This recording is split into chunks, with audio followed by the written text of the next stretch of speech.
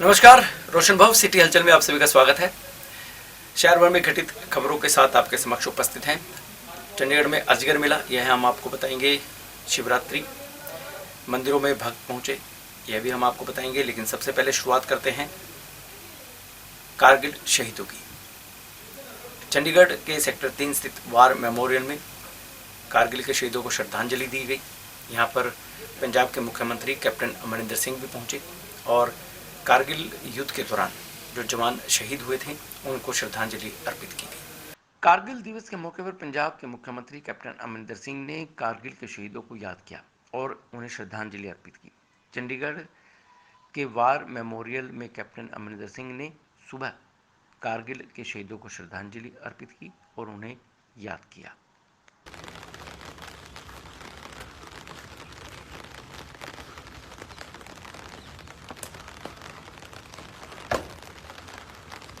स्वागत सलामी शट स्वागत शट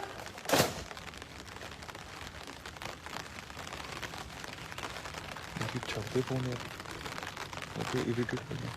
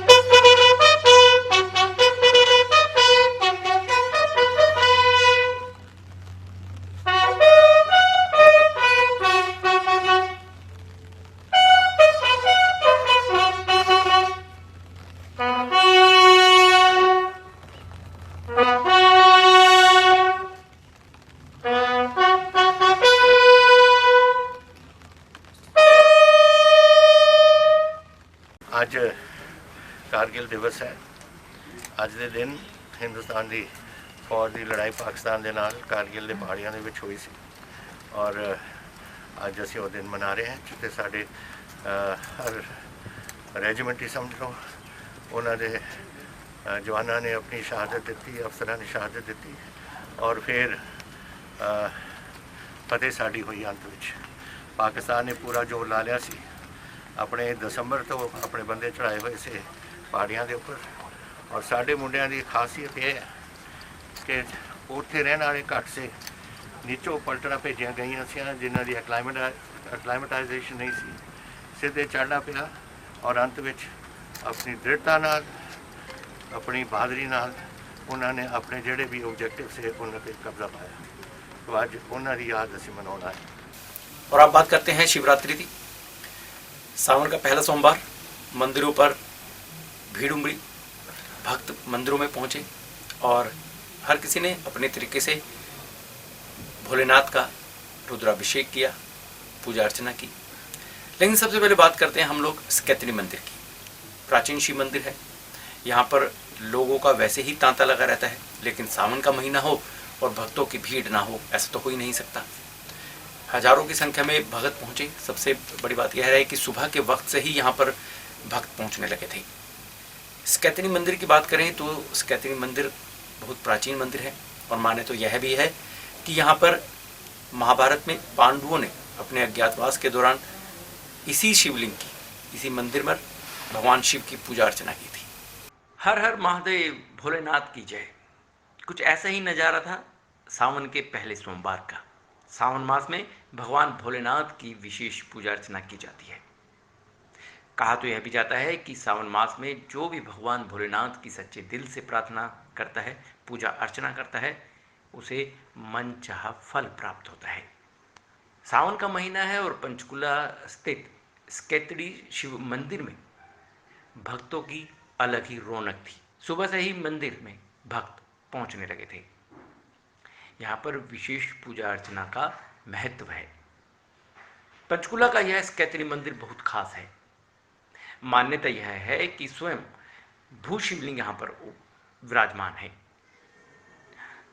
और यह शिवलिंग यहाँ पर महाभारत के समय से है।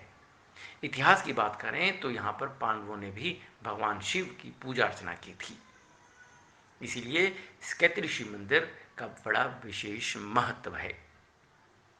सावन मास पर भक्तों का मंदिर में तांता लगा रहता है। सुबह से ही मंदिर में भक्तों का आना भी जारी था और भगवान भोलेनाथ की पूजा अर्चना भी की जा रही थी। चारों ओर भोलेनाथ का गुंजनाद था, भोले बाबा की जय हो, हर हर महादेव। ऐसा ही नज़ारा कुछ यहाँ पर मंदिर में देखने को मिल रहा था। मंदिर में एक गौशाला भी है जहाँ पर 250 के करीब बैल और गायें रखी गई हैं। मंदिर में भंडारे से पहले शिव भगवान को और गायों को भोग लगाया जाता है, उसके बाद ही लंगर भक्तों को बरताया जाता है। वहीं स्केतड़ी शिव मंदिर के मुख्य पुजारी ने बताया कि कोरोना की गाइडलाइंस को इस बार विशेष ख्याल रखा जा रहा है और मंदिर में कम संख्या में भक्तों को आने देना अलाउड किया गया है। विशेष सुरक्षा के इंतजाम भी यहाँ पर किए गए हैं। खिचड़ी में हर साल की तरह जो मालपुड़े और खीर का लंगर होता है ना, उसी तरह है। बाकी भीड़ को कंट्रोल करने के लिए हमने पूरा इंतजाम कर रखा है। हमारे पास सफिशिएंट प्लेस है।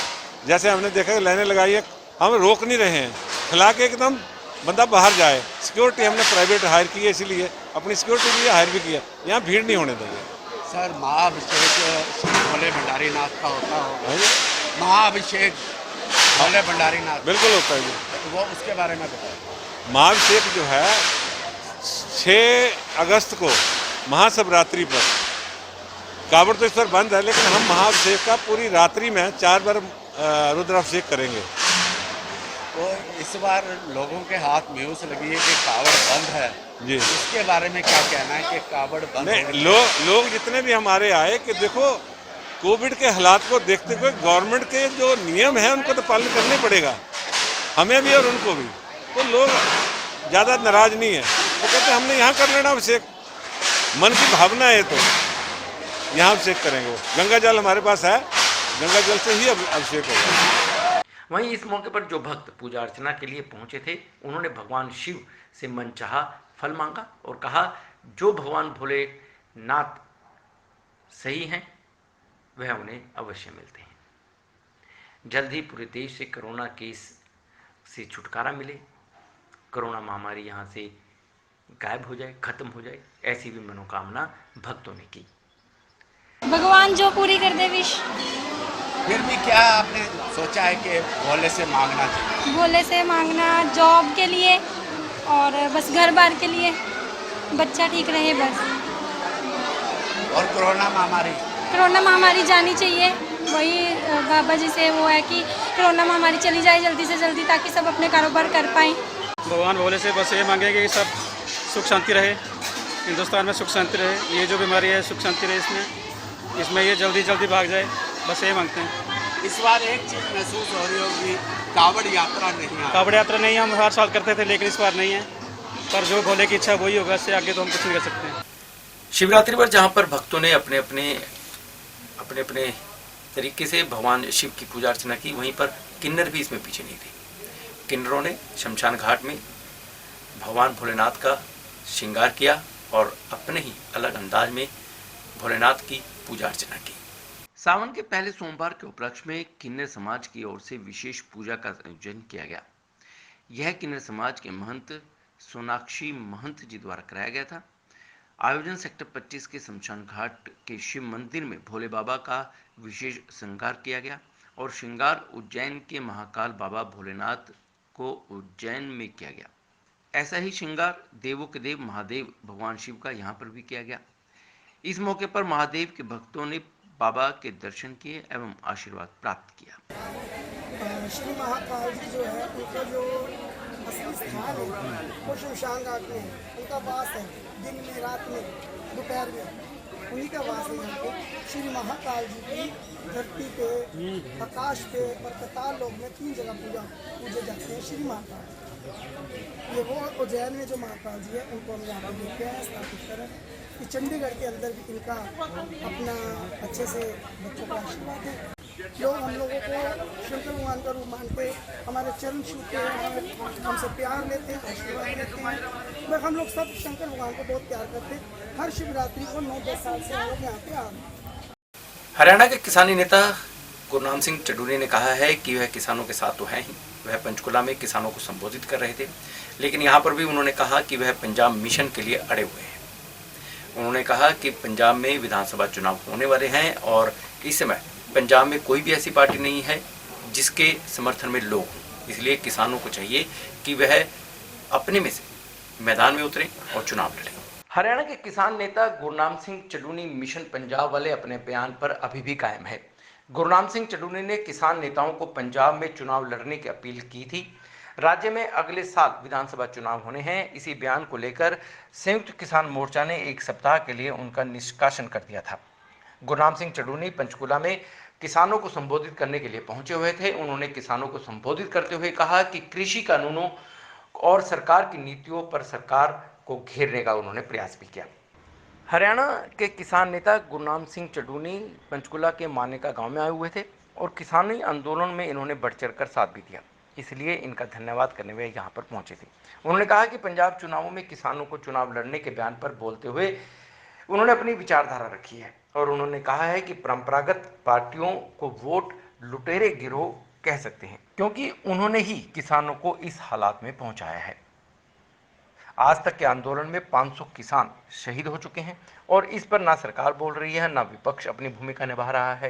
उन्होंने कहा कि लूटने वाली जनता के बीच से उम्मीदवार खड़े करने की बात उन्होंने रखी। उन्होंने पंजाब के लोगों को एक रोल मॉडल तैयार करने के लिए भी अपील की है। आज हम मानका गांव में हैं और ये बहादुर गांव है जो पिछले लंबे समय से इस आंदोलन में बहुत बढ़ चढ़ कर भाग ले रहा है। नंबर 1 पे इस टाइम जो पंचकुला के अंदर काम है वो इस गांव का है और यहाँ के किसानों ने हर आंदोलन के अंदर, हर प्रदर्शन के अंदर बड़ा बढ़ चढ़ कर भाग लिया है और आज हम इनका धन्यवाद करने के लिए और इनका दर्शन करने के लिए यहाँ पे आए थे और आगे भी इनसे अनुरोध किया है कि इस आंदोलन में जब तक ये चलेगा तब तक इसमें लगातार अपना हिस्सा डालते रहे। देखिए, उसमें मेरी विचारधारा थी, मैंने विचार रखा है कि अगर देश से जो परंपरागत पार्टियां हैं इनको वोट लुटेरे गिरोह कह सकते हैं, जिन्होंने हमें इस हालत में पहुंचाया और इतने लंबे आंदोलन के बाद जिसमें 550 किसान अभी तक शहीद हो चुके हैं, उसके बावजूद भी ना सत्ता बोल रही है और ना विपक्ष अपनी भूमिका निभा रहा है, तो क्या हमें उन्हीं वोट लुटेरे गिरोहों को वोट देनी चाहिए या इस लुटने वाली जनता, इस शोषित जनता के बीच से उम्मीदवार खड़े कर देने चाहिए? तो ये मेरा विचार था कि जैसे उत्तर प्रदेश के अंदर हम मिशन उत्तर प्रदेश चला रहे हैं बीजेपी को हराने का, हराने से बात नहीं बनेगी क्योंकि दोनों कारपोरेट के दलाल हैं और एक जीतती है, दूसरी हारती है, दूसरी जीतती है तो तीसरी हारती है, लेकिन हारने वाले भी और जीतने वाले भी दोनों कारपोरेट से पैसा लेते हैं और उसके चक्कर में दोनों नहीं बोलते और अब पूरे देश का शोषण हो रहा है। इस प्रथा को बदलने की जरूरत है। अभी तो कुछ नहीं है, अभी तो मैंने विचार पंजाब के लोगों के आगे विचार रखा है। पंजाब के लोग इसमें आगे आए ना, हम तो उनका सहयोग कर सकते हैं, आगे तो पंजाब के लोगों को। और मेरा उसमें और भी कहना मेरे ये है कि मिशन पंजाब में एक मॉडल तैयार करिए, राज कैसे चलना चाहिए ये करके दिखाइए। जैसे वो फिल्म थी है कि जिसमें एक दिन का मुख्यमंत्री बनता है और उसमें एक दिन में ही 45,000 कर्मचारियों को सस्पेंड करता है, सीएम तक मुकदमा भ्रष्टाचार में दर्ज करवा देता है। भाई लोगों के सामने को उदाहरण दो। आपके पास 22 से 24 तक का 2 साल का टाइम होगा। अगर पंजाब में आप 2 साल में कुछ नया करके कुछ बदल के दिखा देते हो तो पूरे देश में बदलाव की एक लहर आएगी और आपको उसके सिर उसका पुण्य जाएगा आपके सिर। इसलिए मैंने मिशन पंजाब बोला है। चंडीगढ़ में हंगामा हो गया।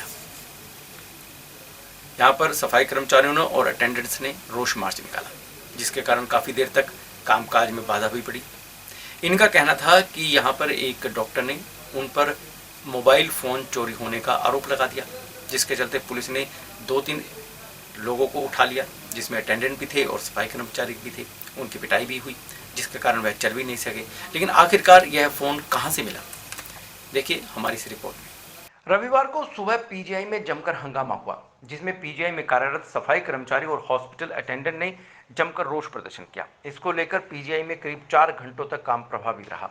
दरअसल पीजीआई में डॉक्टरों का फोन चोरी हो गया था, जिसकी शिकायत पर 3 कर्मचारियों को पुलिस उठा कर ले गई। इसके साथ पुलिस द्वारा फिजिकल टॉर्चर भी किया गया, उन्हें बुरी तरह से पीटा गया। इसको लेकर कर्मचारियों में रोष व्याप्त हो गया।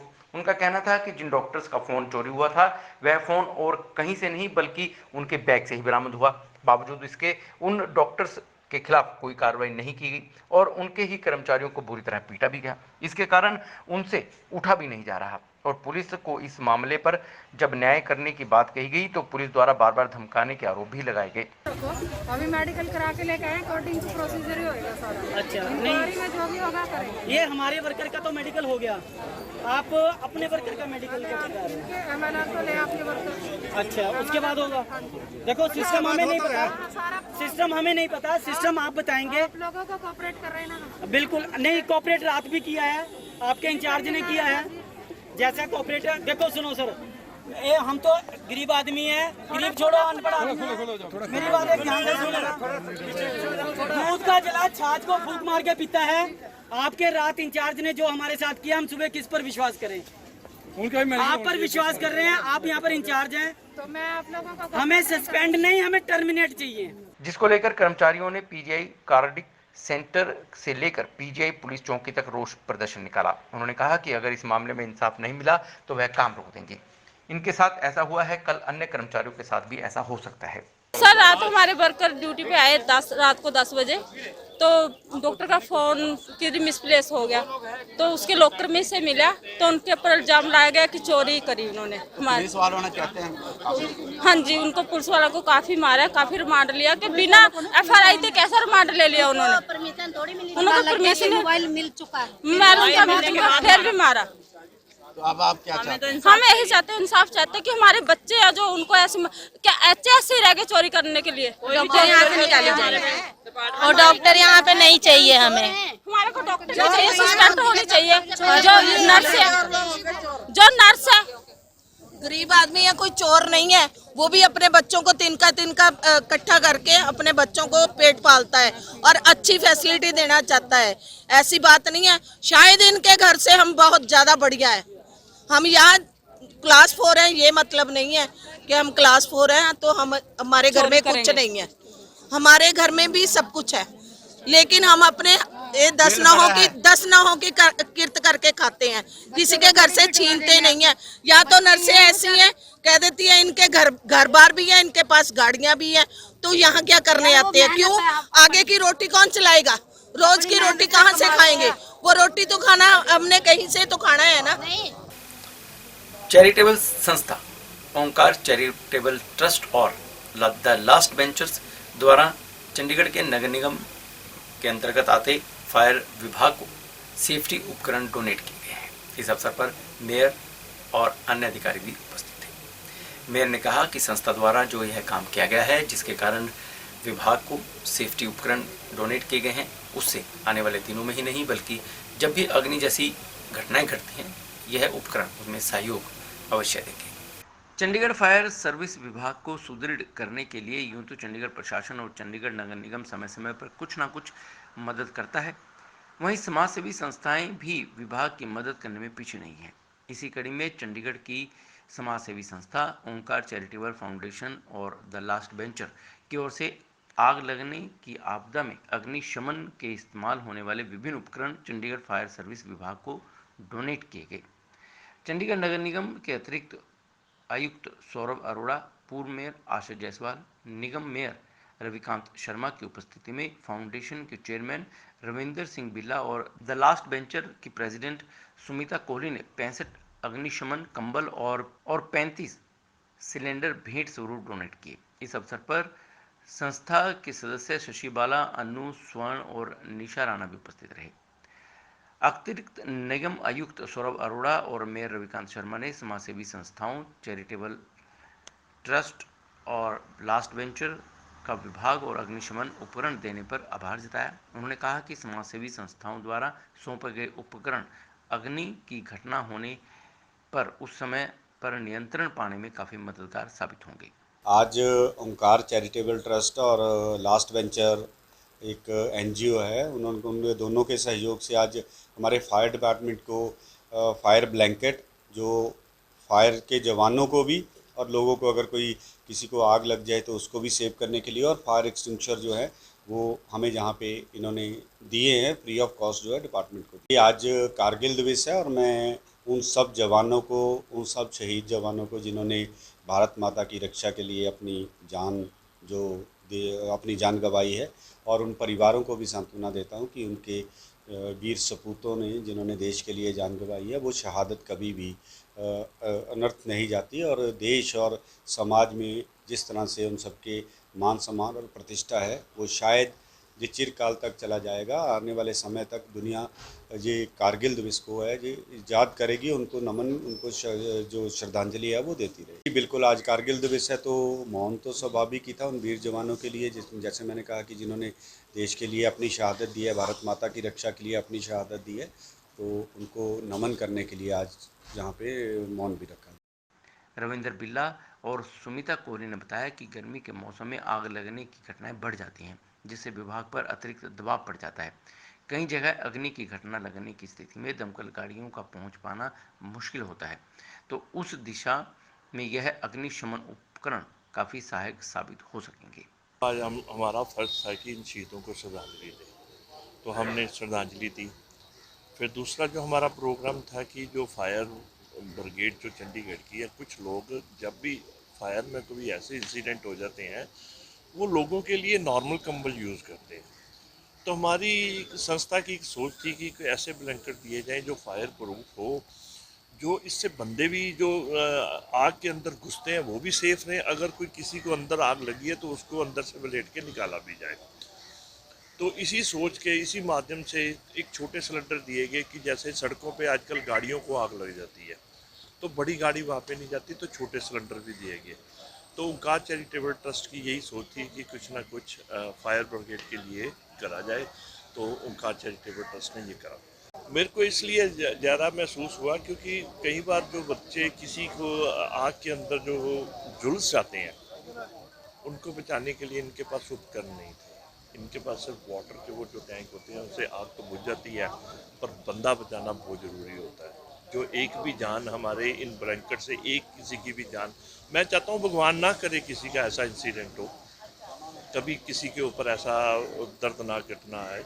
अगर किसी की बाई चांस कोई आ जाती है ग्रोपी तो एक भी बच्चा बच गया तो हमारी उस दुआएं जो ब्लेसिंग आप लोगों की, बस इतना ही हम चाहते हैं।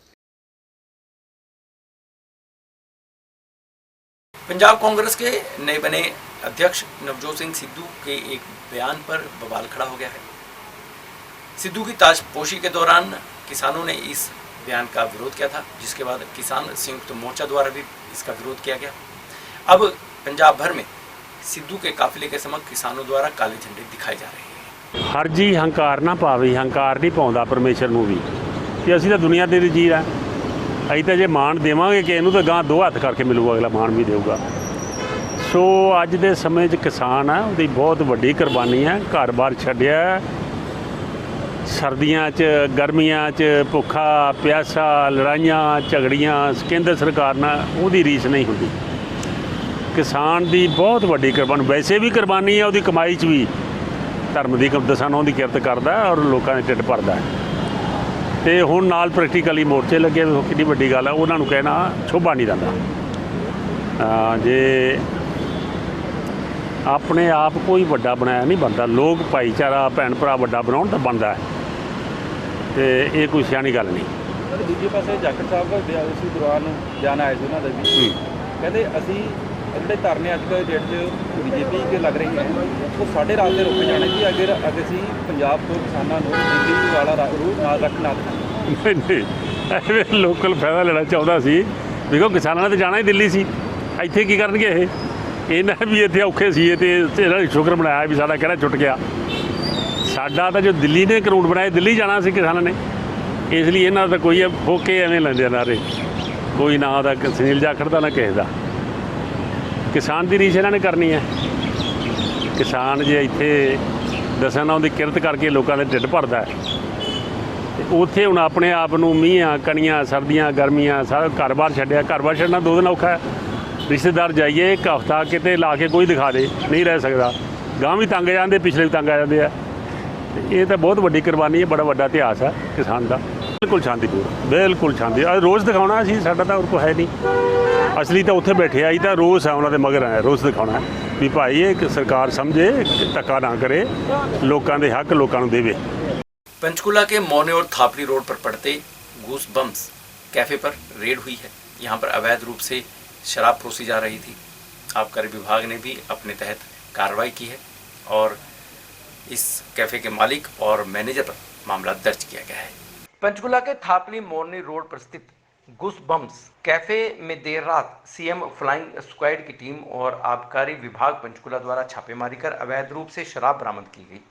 CM flying squad Panchkula team और आबकारी विभाग को सूचना मिली थी कि बिना परमिशन के चंडीगढ़ व हरियाणा की शराब परोसी जा रही थी। मौके पर सीएम फ्लाइंग और आबकारी विभाग ने पहुंचकर शराब पिलाने पर एक्साइज एक्ट के तहत मामला दर्ज कर कार्रवाई शुरू कर दी है। गुसबॉम्ब्स कैफे में अवैध रूप से आबकारी विभाग की परमिशन लिए बिना शराब पिलाई जा रही थी। जब मौके पर छापेमारी की गई तो यहाँ पर कई काउंटर लगे हुए थे जहाँ पर लोग शराब पी रहे थे। उन्होंने बताया कि उनके पास से शराब पिलाने का लाइसेंस भी नहीं मिला है। मौके से चंडीगढ़ में हरियाणा शराब की 11 खाली व भरी हुई बोतलें भी बरामद की गई है। गूज बम्प्स रेस्टोरेंट है थापड़ी मोरनी रोड पे। इसमें इलीगल रूप से अवैध रूप से शराब पिलाई जा रही है, जिसके पास कोई आबकारी विभाग द्वारा कोई लाइसेंस दिया हुआ नहीं है। और मौके पर रेड की जाए तो काफ़ी लोग बैठे हुए मौके पर मिलेंगे। तो इस सूचना पर हम यहाँ अपने स्टाफ के साथ मौके पर पहुँचे। यहाँ देखा कि कई काउंटर लगे हुए थे और यहाँ ये हट लगी हुई हैं और यहाँ बैठे लोग शराब का सेवन कर रहे थे। ये कुछ बोतलें पकड़ी हैं हमने, जो 11 बोतलें, कुछ खाली बोतल हैं, कुछ भरी हुई हैं। तो इसने इसके मालिक इसका मुकुल गई है और ये इमरान शाह बतौर मैनेजर कार्य कर रहे थे और मौके पर ये त्रिलोक सिंह बतौर कैशियर काम कर रहे थे। इनके खिलाफ एक्साइज एक्ट के तहत कार्रवाई की जाएगी। बस और तो नहीं, वो 10 बजे से पहले ही है। 10 बजे बाद तो डिजास्टर मैनेजमेंट एक्ट के तहत कार्रवाई होती, क्योंकि हमने यहाँ 9 बजे रेड कर दी थी। ये मोरनी रोड पे हमारे को इन्फॉर्मेशन मिली थी कि गूज बम्प्स नाम से ना एक चल रहा है ये रेस्टोरेंट, और यहाँ पे इनके पास कोई लाइसेंस नहीं, कोई परमिट नहीं हमारा, ना वनडे लाइसेंस ले रखा है, और यहाँ पे सरेआम दारू पिलाते हैं लोगों को। उस इन्फॉर्मेशन के बेसिस पे यहाँ आए हैं और यहाँ लोगों के पास से हमने चंडीगढ़ की भी हरियाणा की भी बोतल्स रिकवर करी हैं। सीएम फ्लाइंग साथ आई हुई है, लोकल पुलिस साथ है। अब इस पे आगे कार्रवाई चलेगी। सर्व नहीं, इसके पास तो सर्व करने का लाइसेंस ही नहीं है, क्योंकि ये ना तो हरियाणा की सर्व कर सकता है ना ही चंडीगढ़ की सर्व कर सकता है। सर्व करने के लिए बाकायदा हमारे पास से बार लाइसेंस लेना होता है, वो बार लाइसेंस इसके पास नहीं है, और बार लाइसेंस नहीं है और लोगों को यहाँ ड्रिंक पिला रहा है ये। नहीं देखो, रिकॉर्ड तो ऐसा है कि इस तरह के जो हैं तत्व होते हैं उनके पास रिकॉर्ड कुछ नहीं होता है, ठीक है। लेकिन जो हमारे को इन्फॉर्मेशन जो मिली उसके बेसिस पे आए हम। हमें अभी तो आप कह रहे हो कि साल भर से चल रहा है, लेकिन पीछे कोविड था, उस दौरान सब कुछ बंद था। अभी दोबारा से जब पॉलिसी ईयर शुरू हुआ है तब हम सारी बार्स वगैरह सब कुछ चेक कर रहे हैं कि किसके पास लाइसेंस है, किसके पास नहीं है।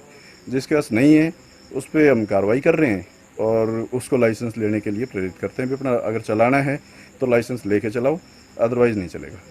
ये थी शहर में घटित कुछ ऐसी खबरें जो हमने आपको बताने का प्रयास किया है। रोशन भव, जिसके अंतर्गत सिटी हलचल है। अपने शहर की खबरों को जानने के लिए आप हमारे चैनल रोशन भव सब्सक्राइब कीजिए और देखते रहिए अपने शहर की खबर सिटी हलचल में। और मुझे यानी अमित रोशन को पूरी टीम के साथ ही इजाज़त। नमस्कार।